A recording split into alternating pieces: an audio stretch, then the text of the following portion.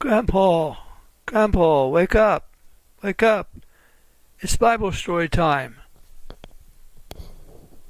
Oh, hello. And don't worry about me. I'm okay. Do you ever fall asleep and then talk to yourself to wake yourself up? I know it looks like this Grandpa does. But naps help him to get rested up for the next Bible story. Anyway, thank you for coming back for the story of Moses, part 4. In today's part of the story, Moses had to flee from Egypt to save his life. Do you think he will ever return? I know you can't wait to get started, so here we go again. Moses fled from Egypt because Pharaoh planned to kill him.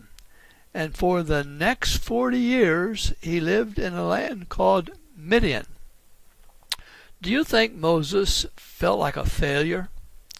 You know, he tried to help his people in Egypt, but he only got himself into trouble and almost lost his life. Do you think Moses will ever return to Egypt?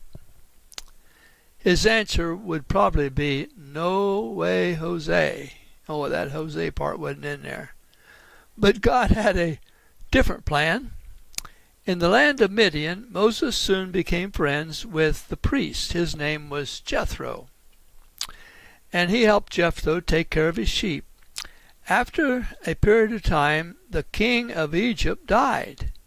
A new Pharaoh took his place. But things got even worse for Moses' people. They groaned in their slavery and suffering, and the Bible says their cry came up to God by reason of their bondage. God saw what was going on, and he really cared for the people. In fact, God planned to send Moses back to Egypt to help them, but will he be willing to go? At first he was not, but God had a special way of getting his attention, and he finally became willing to go. Here's what happened. One day Moses took Jethro's sheep to a place the Bible calls the backside of the desert. Moses, he saw, while he was there, he saw something burning. He saw a bush that was burning, and the fire kept burning without burning the bush up. As Moses came closer, God spoke to him out of the burning bush and told him to take off his shoes from his feet, for the ground he was standing on was holy ground. The Bible says that Moses hid his face, for he was afraid to look upon God. God then told Moses he had heard the cry of his people in Egypt, and God said to him, "I will send thee unto Pharaoh, that thou mayest bring forth my people, the children of Israel, out of Egypt."